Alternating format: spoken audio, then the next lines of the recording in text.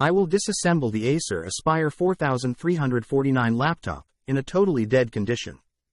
And I will disassemble the LED screen, processor, heatsink, Wi-Fi. How do I disassemble it?